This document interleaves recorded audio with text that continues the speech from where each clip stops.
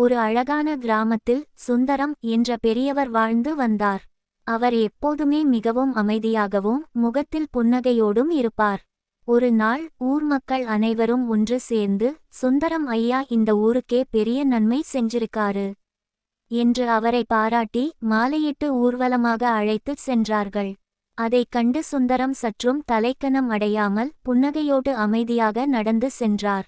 அடுத்த சில நாட்களிலேயே ஊரில் நடந்த ஒரு சின்ன அசம்பாவிதத்திற்குச் சிலர் சுந்தரம்தான் காரணம் என்று தவறாக புரிந்து கொண்டு அவரை நடுரோட்டில் வைத்து ஆத்திரத்தோடு திட்டினார்கள். அதற்கும் சுந்தரம் கோபப்படாமல் அதே அமைதியான புன்னகையோடு கடந்து சென்றார். இதையெல்லாம் கவனித்து கொண்டிருந்த ஒரு இளைஞன் அவரிடம் சென்று கேட்டான், ஐயா, மக்கள் உங்களை புகழ்ந்தபோதும் நீங்கள் துள்ளி குதிக்கவில்லை, இகழ்ந்து பேசியபோதும் நீங்கள் கவலைப்படவோ கோபப்படவோ இல்லை. இது எப்படி சாத்தியம்? அதற்குச் சுந்தரம் சிரித்துக் கொண்டே சொன்னார், தம்பி, பூச்செண்டு கொடுக்கும்போது மகிழ்வதும் கல்லை வீசும்போது அழுவதும் நம் மனதை அடுத்தவர் கையில் கொடுப்பதற்குச் சமம். விருப்பு வெறுப்பு இரண்டையும் கடந்து இறைவன் சிந்தனையில் மனதை நிலைநிறுத்திவிட்டால் புகழும் நம்மை உயர்த்தாது, இகழும் நம்மை வீழ்த்தாது. எப்போதும் மன அமைதி நிலைத்திருக்கும். நீதி.